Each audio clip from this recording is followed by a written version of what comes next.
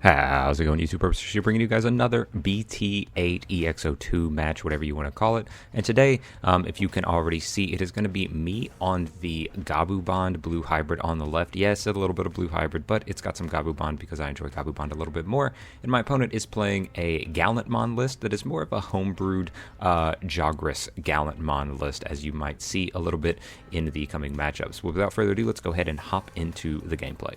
So here my opponent will go ahead, digivolve into the back into a Gabumon, playing the Gallantmon, fetching a Growlmon off of the search, and then he'll pass me over to my 3. I'll just go ahead, digivolve into the Gabumon. EX01 Gabumon, I should say, is the preferred one to go into, just because of the fact that you get a little bit of search to find your pieces in the early start of the game, and then going into the BT6 one afterwards. And then here I'll play down a Davis, choking him over to 1, so that I can grab the Beowulfmon off of the search. Here, the Gallantmon will swing in, go ahead, it will die into the Bond Insecurity, Big Boy Bond Insecurity, and they'll digivolve into the Growlmon that they got off of their search earlier, passing me back over to my 3.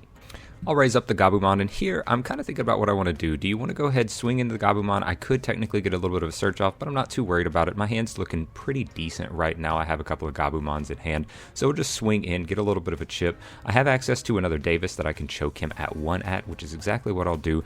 Revealing off the top a Korikaku is the only thing I'll be able to take. Seeing the Tommy go isn't really that big of a thing. This deck has blue hybrid in it, but it's not necessary to see the Tommies. They are strong, sure, but being a Bond deck, I do get a little bit of advantage about having them. I just really need the hybrids in hand. So go ahead and pass me back over to my 3, digivolving up into the new EX02 War Growlmon, and then I'll digivolve into BT6 Gabumon in the back, digivolving up one of my Davises into a Kumamon, then going into the Beowulfmon that I got earlier. Just so I can recycle, just in case I die to security. It's probable in here, exactly. In the Gallantmon deck, there are a couple of big bodies, so it isn't unlikely that I will go ahead and die to the security swing, so it's good to get the hybrid back in hand. Here, kind of think about what I want to do, but we just go ahead, drop down the Tommy so we can have the source strip. Yeah, I know he's got the stack in back that he's probably going to end up raising, but I need to go ahead and get the Tommy out just so I have another Tamer on board. I wish I would have had a mat, but unfortunately I did not have any BT6 mat to play down. And here, Gallantmon will go ahead, swing in 2 checks because he does not delete anything off of his effect. Hitting the plugin on the second check, the plugin out of security will add it to your hand after you search the top 3, and you get to search for a Tamer, bottom decking the rest of the cards. So here my opponent's trying to think about what they want to do. They know I'm going to 3 at least, but unfortunately for them, it doesn't look like they have anything that's really worth going to 3 unless they'll just lose the rookie. I believe they have a Gamamon in hand. So they just go ahead, hard slam down a Dinohumon, passing me to 5. Here, I'll go ahead and play down the second Tommy that I have in hand. Go ahead, strip 3 sources underneath the boy. They know I have the Kumamon in hand, so we will just go ahead, digivolve the Tommy into the Kumamon, stripping the source underneath. I know I said earlier that you don't really need Tommy in the list, but like I said, it does help to have it in the list because now we have access to go ahead and be able to strip the last source underneath the Gallantmon and then freeze the Gallantmon. So here we'll spark up so that we go to 1 memory so we don't pass turn here, freezing the Gallantmon with the Korikakumon effect, swinging into security, freezing the Dinohumon off of the Tommy effect, and then hoping that we don't die into security. And luckily we do not. We hit a Gallantmon. So here, since I have another Beowulfmon in hand, I can just go ahead, digivolve into the Beowulfmon for 1, passing them over to 1 memory. They have 2 stun bodies on the board. I have plenty of bodies on my board with hybrid in hand, so this pretty much sets me up for a strong end to game 1, potentially. Here my opponent will go ahead, digivolve the Gamamon and back. I guess the biggest thing to worry about here is if they have access to something like a Gallantmon Crimson mode, because it won't be able to blitz because both of them are frozen, but it would be able to get rid of one of the bodies on board, and if he has any removal insecurity, then I wouldn't have to worry about that as much. But here, being only at 1 memory and not being able to attack, it is kind of rough to what he might have access to do. Since he has a yellow Digimon in play, he is able to go ahead and play down the Aquilamon for 3 memory, but unfortunately, since I have the the memory tamer, I will just go ahead and go up to 3.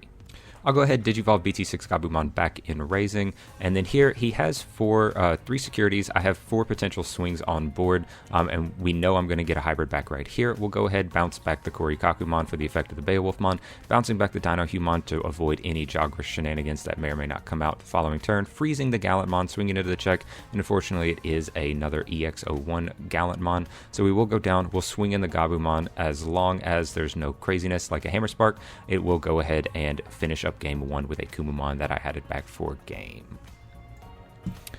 So Into game 2, I believe one or both of us mulliganed. We did have mulligans for this event because of the Evo Cups or the Ultimate Cups, I should say, coming up, where they were going to have mulligans legal, no sideboards, but mulligans. But here he decides to end up going first. It's not really the worst thing, you know. Maybe you don't want to go first because you don't want to pass turn over to your opponent and give them that little bit of extra memory. But against blue hybrid, sometimes it hurts to have them able to set up so freely on the first turn. Being able to drop down a memory tamer does give you a decent amount of memory, but it does kind of advance their board state a little bit farther, especially if you don't have a memory tamer of your own. So here the opponent goes, my opponent goes ahead and digivolve into the Gallantmon, choking me over to 2, and then I'll digivolve back in raising into BT6 Gabubond, and then just go ahead and drop down a Tommy. I don't have a memory tamer. I do believe I have 2 Tommies in hand at this point, maybe all 3 of them, can't fully remember. It looks like I only have 2, and this will just put him at 1, and then my opponent will probably decide at this point if they have a tamer to drop it down themselves, or maybe digivolve up into raising if they can, which is exactly what they do, digivolve into the Rise Greymon, possibly setting up for a free tamer the next turn. I'll go ahead and raise up the Gabumon. I don't really have any other good play to do at this point, so we'll just go ahead, swing in. I do have the draw Gabumon. This Gabumon will go ahead and go down, and just getting a little bit of draw power, we'll go ahead, drop down the Gabumon, hope to find something, passing my opponent back over to 1 memory.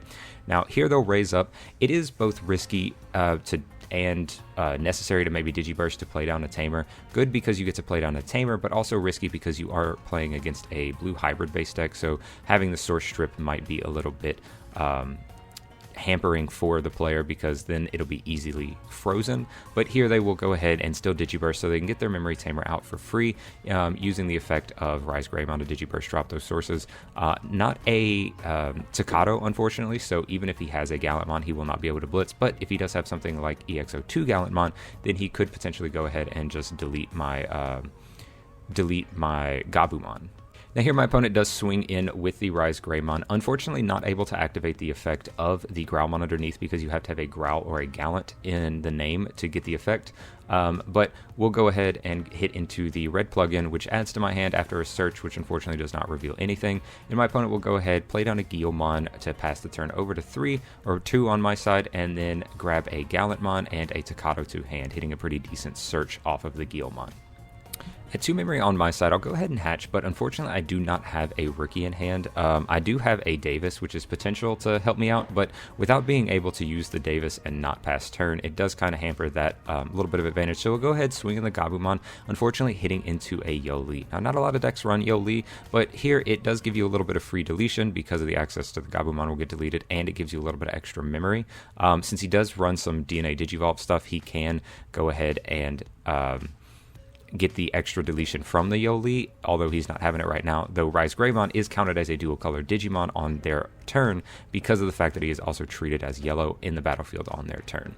But here I'll go ahead and spark up to use the Korikakumon, completely forgetting that that is a hero on my opponent's side of the field and not a Staccato. If it was a Staccato, that play wouldn't have been that bad, but being a hero, it just goes ahead and I waste a Hammer Spark, passing them over to their 3. They'll go ahead and gain up an extra 1 thanks to Yoli, because they have a red Digimon in play.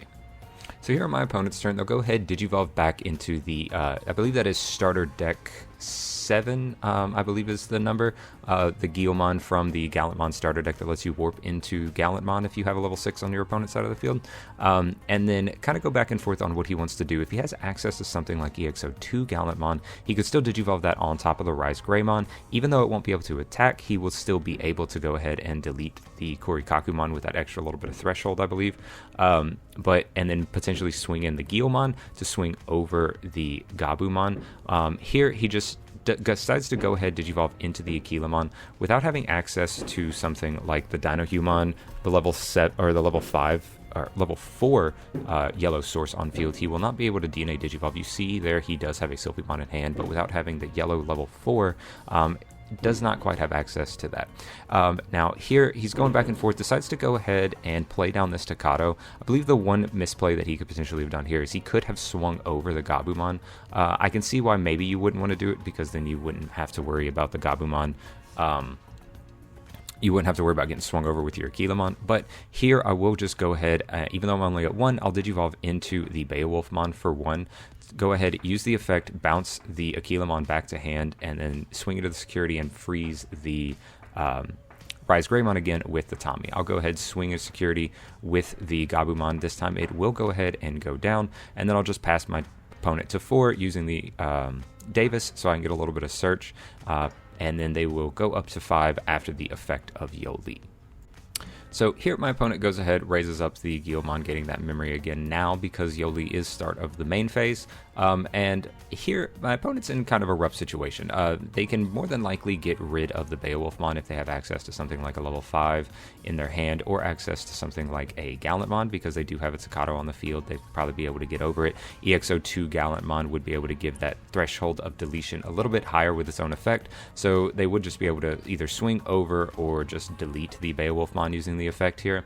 But seeing as how they only have 1 security left, I have a Gabumon back in raising, and I have 2 Tamers on field, so even if they pass me to something like 3 and the Gabumon is able to make it through and there's no shenanigans like a random Hammerspark in a red list or something like that, which or something like a Holy Flame, since they are running a little bit of Jagra stuff, then barring those, it would probably be hard to deal with just having the 1 security left. Here, they will just go ahead, Digivolve into that EX02 Gallantmon. They'll suspend Staccato here for the Blitz effect. I just let him know that he doesn't have to suspend it for Blitz, it suspends it for the other effect here. I think this was the first time he was playing this deck. I think he was borrowing this deck from another player actually, but here he does go ahead, swing in, deletes the Gallantmon, or deletes the Beowulfmon using Gallantmon's effects. Now he suspends Staccato to draw a card. He will draw a card for the Guilmon and draw a card for the Gigimon. No other effects will come from deletion since I have nothing else on my field to delete.